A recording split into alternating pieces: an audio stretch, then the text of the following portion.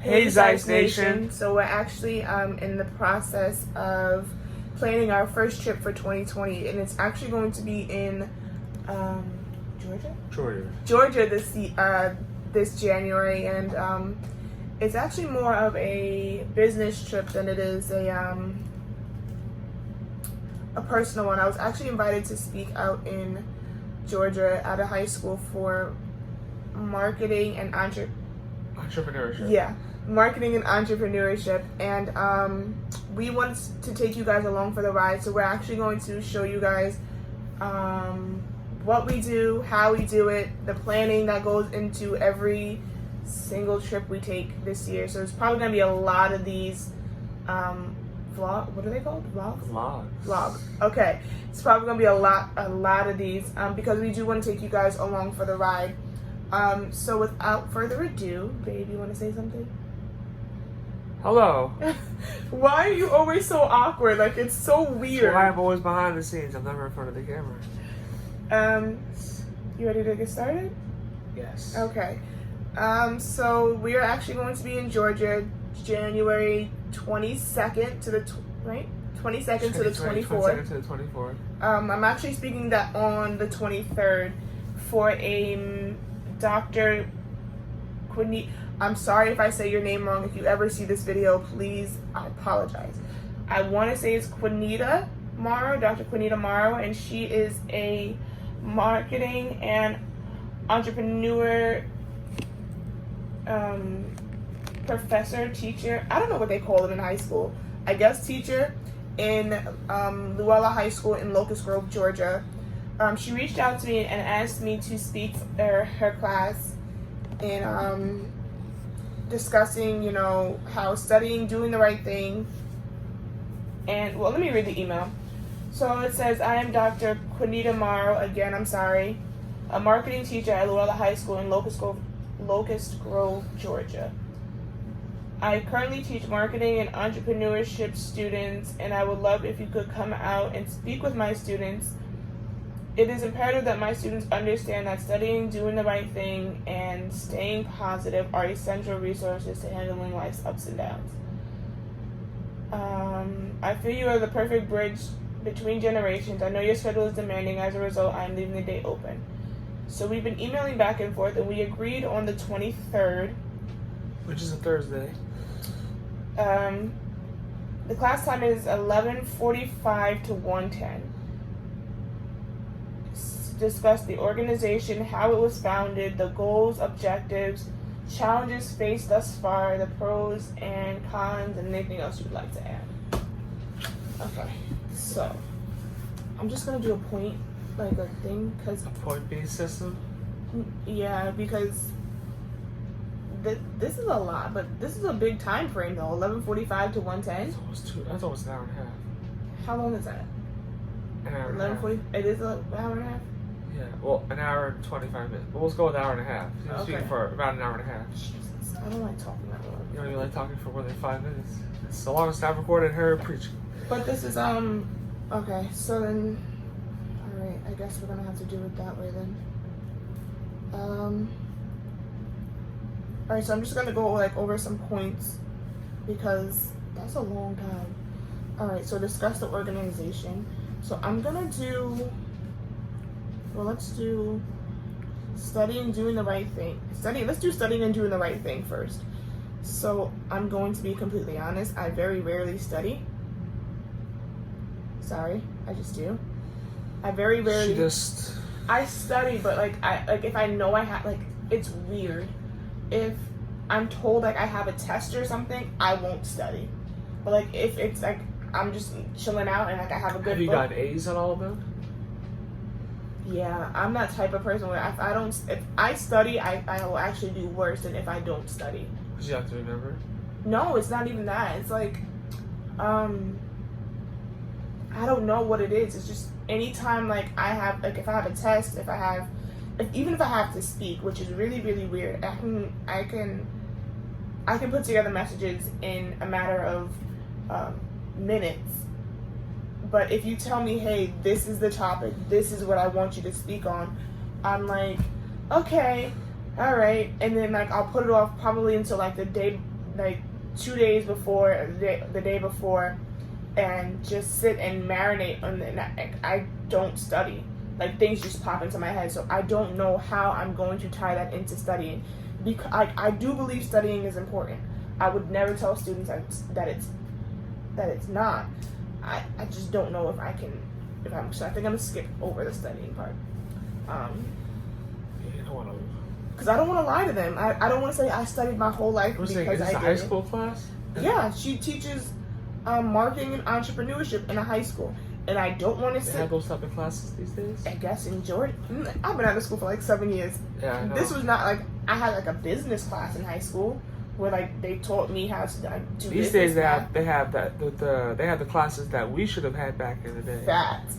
They have marketing. They have they're gonna start doing what, banking? Do they have one of those yet? No, but I just broke my pen. This is why we don't give her utensils or any type of. Got another one. Hold on, that's my pen from work. I'm not breaking. You'll be alright. Oh no, it's blue. I need a different one. That's what I thought.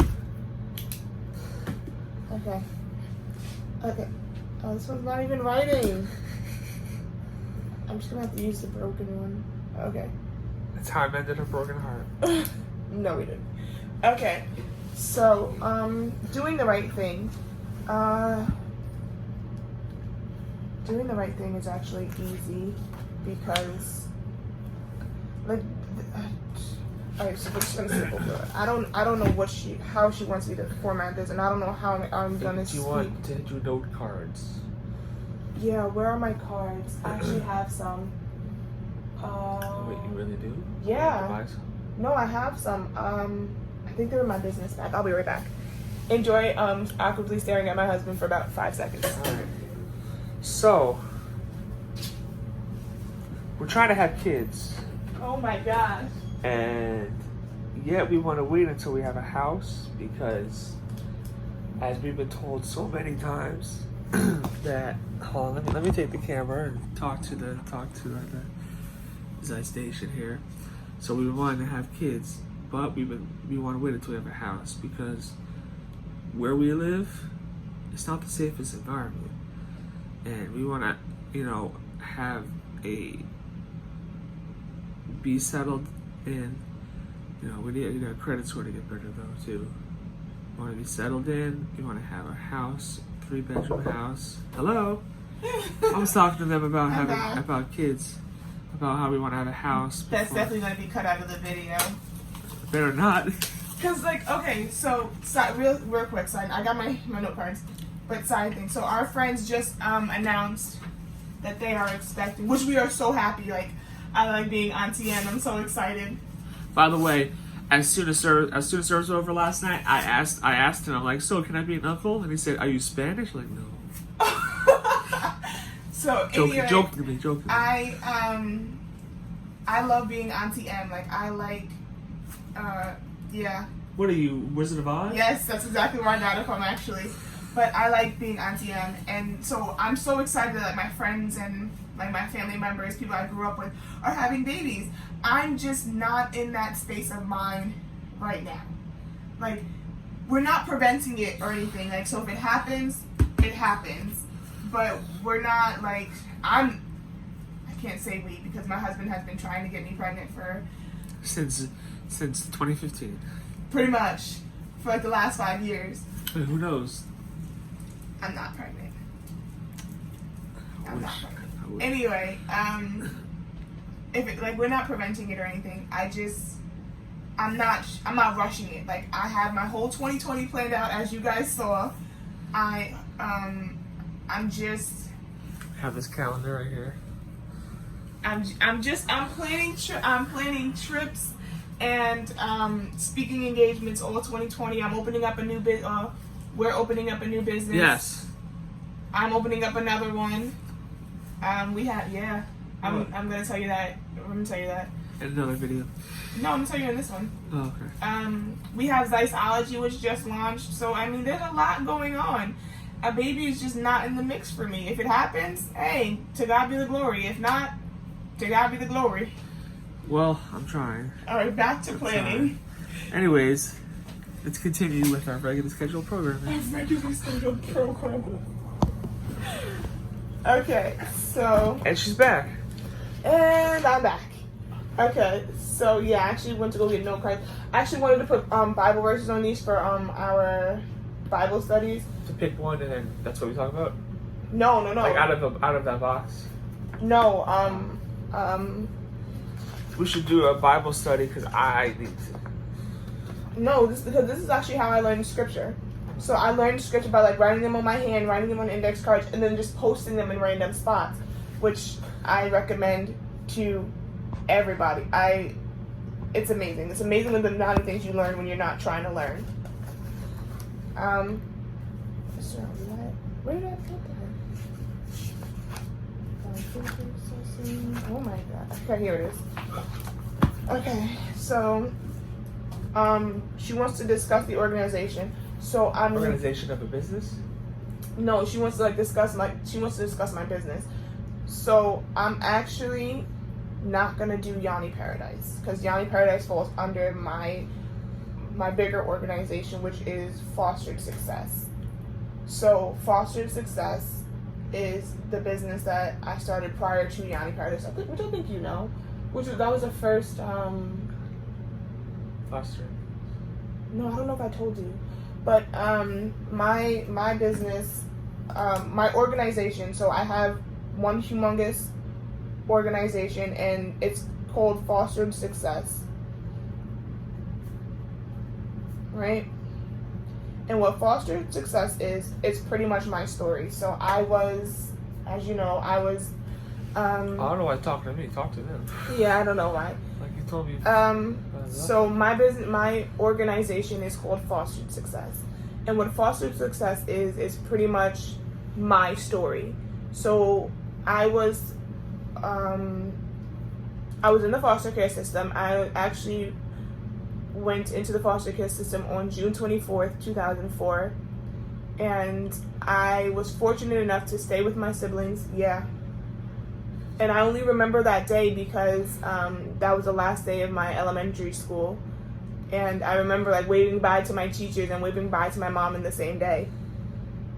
Well, a little Mary and a little church dress. No, I wasn't wearing church dresses back then. Yet one day we're going to have a throwback picture / video. No, we're not. Compilation. But anyway, so Fostered Success is...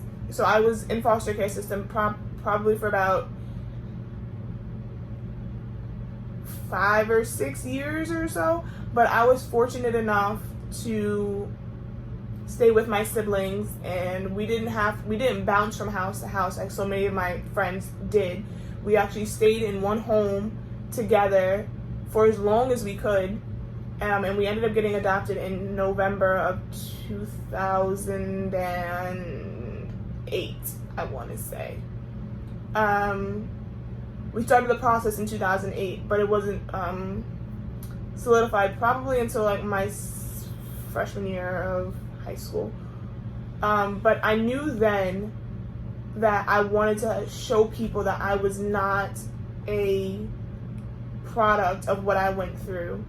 And a lot of people counted me out, and they said that because I was in the foster system, and that the foster system is broken, which I kind of agree with.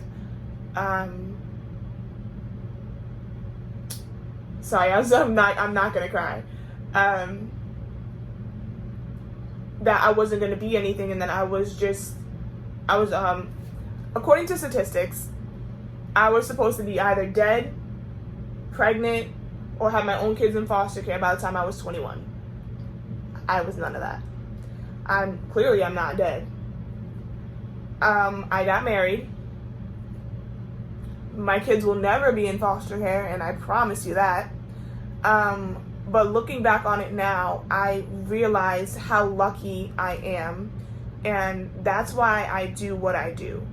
So I do everything for essentially for my foster parents who actually adopted me, Bishop and First Lady Hale.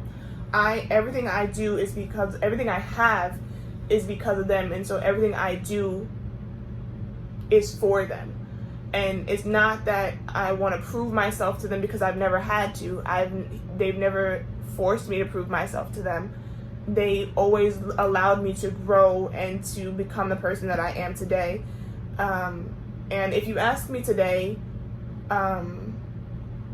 why I do what I do, I could never get. If you asked me yesterday why I did back then, all right, back then. If you asked me back then, excuse me, why do I think I was going to make it, and do I think I was going to be the person I am today, my answer would probably be no. But looking back on it, there was nowhere else for me to go but up, because that was my lowest point. That was when my mom didn't want to have anything to do with me. That was when I didn't quite fit in with my friends because they came from, they had their mom and their dad in their life. And I essentially didn't. And it wasn't something that was held over my head.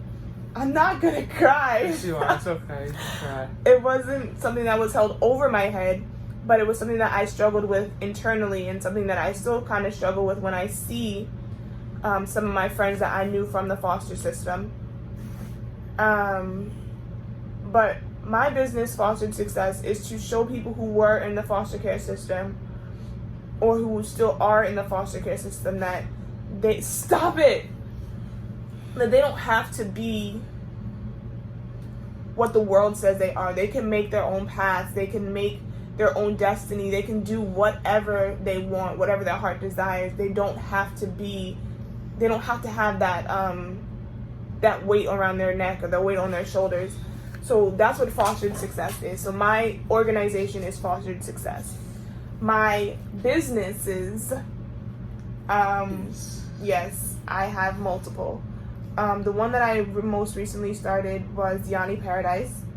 I was the co-founder. He was not the co-founder. He was supposed to be. In every business meeting that we called, he would never show up. No. So we wanted to start the business together, but then things got in the way, and we realized that it was better for us to just be husband and wife and not business partners. Yeah. In the sense, in the beginning. But that hasn't stopped my husband from being my backbone, and from, supporting me, and boy, Oh. I was really about to smack this. You do that too. He has while he's not in front of the camera a lot, and I think you're gonna learn that about us. That's why I'm so awkward. He's behind the scenes making pretty much everything happen, making sure I'm comfortable in whatever I'm doing. But back to the business. So that's how it was founded. Fostered Success was founded. Don't leave it. What the hell? Fostered Success was founded because I found my success while I was in the foster care system, if that makes any sense. So I knew that I did not want to be the stereotypical young black little girl that was in the foster system, and now she has 5, 6, 7 kids, and she can't take care of them, and now her kids. That cycle had to break with me. I knew that for a fact. So what is the business about? What do you do? Oh, you're interviewing How me does now? it work? Okay. You started going, so I just want to know. So you kept explaining. What was the first question? I'm sorry. What is this business like? What do you do with this business? Like, what are you providing? The Yanni Paradise business. No, this business. Oh, Fostered Success. What are you providing? Fostered Success is pretty much my motivational speaking business, and that is the business that has really captured my heart, because I know that there are people who are still in the foster system, and they feel like the world has given up on them because of, they feel unlovable. They feel like nobody wants them. They feel like it's legitimately us against the world. One of my best friends, he often tells me that that's how he feels, and that while he's so excited that I am not in the system anymore, he kind of feels like he was let down by the system.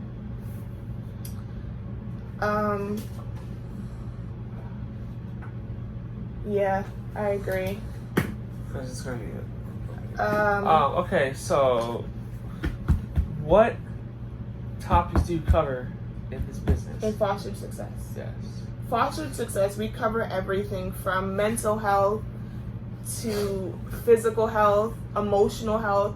I love the idea of being a well-rounded individual. I normally gravitate more towards women because we are, especially Black women, and it's not because I am a Black woman. It's because statistically, across the board, Black women are the most put down people. I just, my heart goes out to them because I've seen what they struggle with, and being a Black woman who is married to a white man, I know the struggles firsthand, and it's not just from Black men, it's from people, period, and people Of all color. Yeah, people look down on me, period, because of the choices that I've made in my life, and they look down on me because, or they side, is that it? They side-eye me because I don't fit into the box that they thought I should fit in. I don't, and I'm glad I don't. People want her to marry a Black man because that's how people feel. Like, I have lost white a lot people of marry friends. white people, Black people marry Black people, and we're not the same color, and people think, hey, they shouldn't be together, so I'm gonna put them down. Yeah. Which we still get. At the beginning of our relationship, it was really bad, and we still get it now. I think we ignore it. Do you remember when we were just like window shopping, and we were followed by a white man? He was an older white man. In that shopping center. He followed us into like 3 stores, and at the end I just couldn't take it, so my husband legitimately had to drag me out of the store and put me in the car so that I would not curse this man out.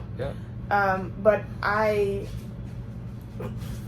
that is something that is close to my heart, because being a woman, period, I should be able to make my own decisions, and I know a lot of strong Black women. I come from a lineage of strong Black women. I surround myself with strong Black women, and I found that we face the same struggles, but we don't want to talk about it for fear of seeming too weak. And I remember looking back, I remember this one specific time when I had the worst emotional breakdown of my life, and I found myself in the corner crying out to my sister, who is one of the strongest Black women I know. And I found myself asking her, when is it my turn? When is it my turn to show my weakness? Why can't I be weak sometimes in public? And what she said to me really showed me my stand, where I stand in the world.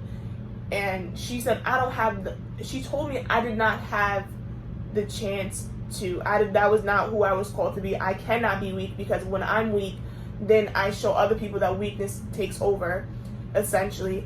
And that was never me. I was never a weak person. I was always very strong-headed, and I will always be strong.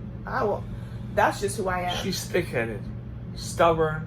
I get into that. That's for another time. But I get things done. And she gets things done in the right way. That is something that my sister showed me. My sister showed me that while you can be weak, and being weak is fine, there's a time and a place for that. And my emotional breakdown kind of, when it subsided and when I kind of got back to it, I realized that emotionally I was waiting for someone to allow me to be weak in their presence, but then I found myself battling with it because I don't have that opportunity. I can't be weak because it's just not in the cards for me. Next question. Right, sorry, I was thinking of But yeah, our interracial marriages for a whole nother video that will be featured as a title, the trials and tribulations of an interracial couple. Really quick on that note, because he wanted to do that today. I did. This is why I didn't want to do that video. Okay, so I didn't want to do that video because I am still not over it. I'm still not over the fact that we are looked at differently than my other married, what we call color coordinated relationships. Same, you know. Damn, So, I just got this table.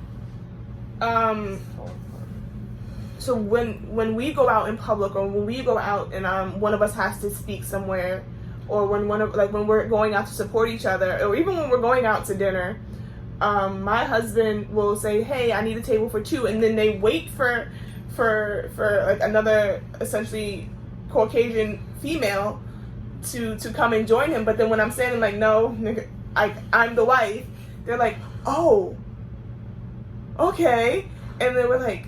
Or like sometimes her independent self, as she says, likes to go out. Like say we go to McDonald's, we don't want to go to the drive-thru.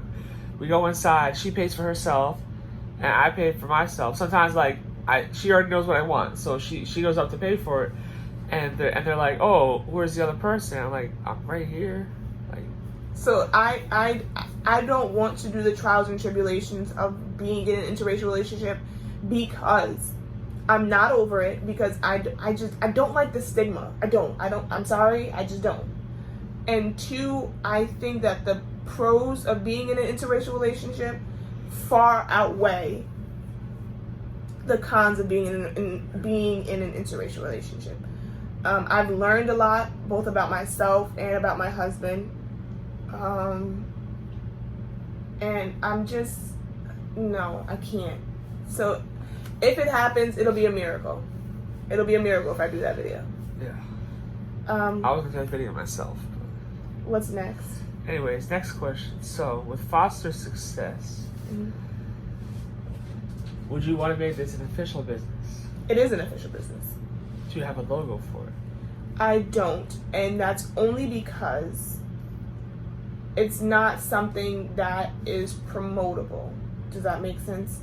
I don't want fostered success to be like the next, well, no, I do want it to be like the next big thing, but I don't want it to get lost in the sea of motivation. And what I mean by that is a lot of people are out there telling their story, which they absolutely should. Fostered success was founded in sorrow. It was founded when I was trying to figure out where I was going and what I was doing with my life. And I don't want that message to be lost. I don't want it to be, I don't want the message of fostered success is that no matter where you are in life, you can be successful if you truly desire it. If you really, really want to work for it, if you're really looking to breaking chains, to breaking cycles, you can make your own success. You can foster that success.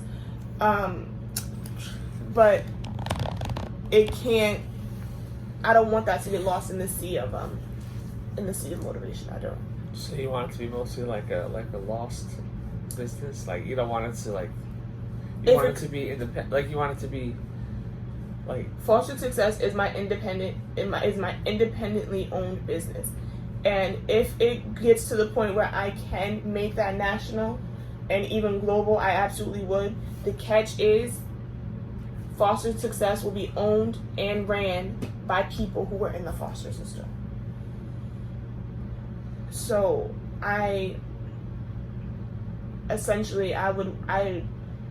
don't know. I don't know where fostered success is going to be in the next 5 years. I have big plans for it, but whatever happens, it happens. You have this big. Okay. See? Love. What the heck is it called? What? Something about color, love and color. Love is colorblind. Yes. It's really not, though. I'm just Anyway. kidding. I'm just kidding. I'm just kidding. Okay, so back to Georgia. Oh, right. Sorry, I just want to get off topic because, Back to Georgia. came up Okay. and just started crying. So that was I didn't cry. So I didn't discuss how it was founded. I discussed the organizations, the goals and objectives. The goals and objectives, I think I covered. Well, you don't want to cry in front of people. I'm not gonna cry. I'm an OG. I'm not gonna cry. Never. What does my sister say? What does Tina say? What is it? Oh, you can miss me with that. Never. The pros and the cons. The pros and cons of starting and running your own business. Pros: you are your own boss. You can make your own hours. Con: you're your own boss and you can make your own hours.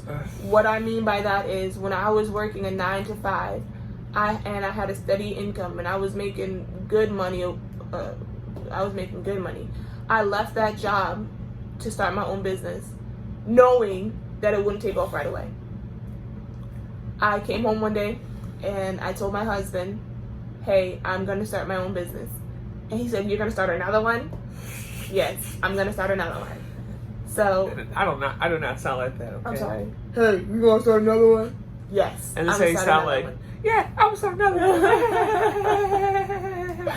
So the pros of starting your own business is this: you are your own boss. You make your own hours. You can, once your business takes off, you that sense of pride and that sense of joy. Yeah, thank you. That fills your soul. Like when you see your website or your business take off, and like I will never forget when I launched Yanni Paradise late this year. The moment I saw it go live and somebody like logged onto my site, I was so like I cried because I was like I built this business from the ground up, and now this is something that the world can see.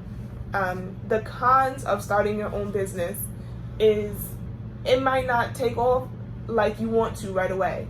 One of my friends, she started her business earlier this year, and her business took off in a couple days. I started my business and I didn't get my first sale for a month. So I was essentially digging into our savings, trying to fund my business while at the same time making sure home was taken care of. But I knew that if I gave this business back to God, He would have to be responsible for it. And I don't know if I could say that, but I'm going to say it anyway. God has given me so many ideas over the years that He gave me fostered success, and I sat on the business because I didn't know how I was going to do it, when I was going to do it. But when I did it and everything happened, the peace that overwhelmed my soul was absolutely inexplainable. But there are some days when I'm like, all right now, God, listen, I haven't made a sale in 2 days. Rent is due. We got our phone bill due. Like, come on, God, you got to make it happen. And then when He does make it happen, I'm like, I knew you could do it. I knew it. So another con about starting your own business is you work 24/7. Believe it or not. Yeah, she never lets me sleep. She won't let me go to sleep until she's done. It could be 2, 3 in the morning. Babe, stop going on Shopify. Babe, time to go to sleep. Babe. In my defense. It's too late. Come on. In my defense. He wanted me this when he learned I was starting my business.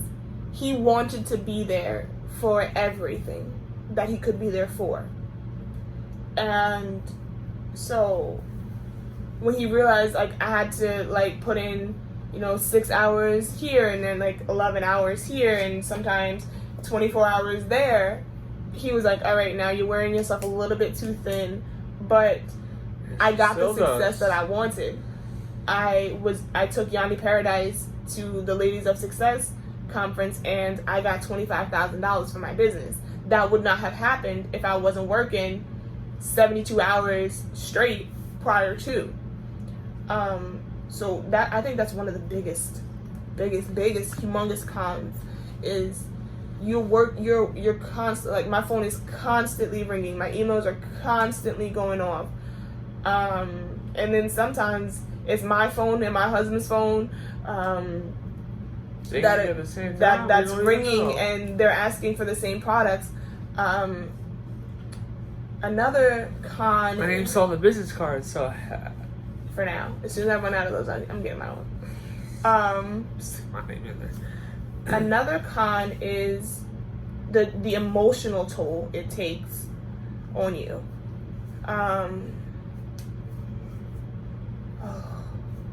There were nights when I was so close. No, not even so close. This was after my husband went to sleep. I grabbed my computer out and I was still doing some work, and it had been maybe 6 weeks since I made a sale. Yeah, 6 weeks. Figure I should get sleep. 6 weeks since I've made a sale, and I'm like crying. I'm like, God, what am I doing wrong? What is going on? Like, they having success over here. Why can't I have the same success? And it's emotional. Because when you're high and you get those sales and you make $700 a day, you're like, yes, I can do this. But then you don't make sales for like 2, 3, 4 days straight, and you're like, okay. So that when you peak and you high, it's up there. But the lows, oh my goodness, I think the lows are, yeah. Another con, I think it took a toll on our relationship as well, just a little bit. Yeah. In the beginning, when we were building the site and we were building the business, he was still working full time. I was still working full time. And because we started out as Facebook page, Instagram page, and I would be the one to post daily pictures, and work just. He would because he worked full time, he had Yanni Paradise as his part-time business, but I was not trying to have a part-time business partner. I wasn't trying to do it. She wanted me to post every 2 hours. So for me, it was more personal for me. I'm gonna go get a drink. You want something to drink? I get some water. All right, I'll be back. You talked about me or something. So for me, it wasn't a part-time business.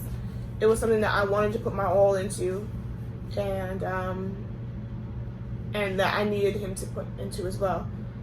So let's get back on topic. It's been a while.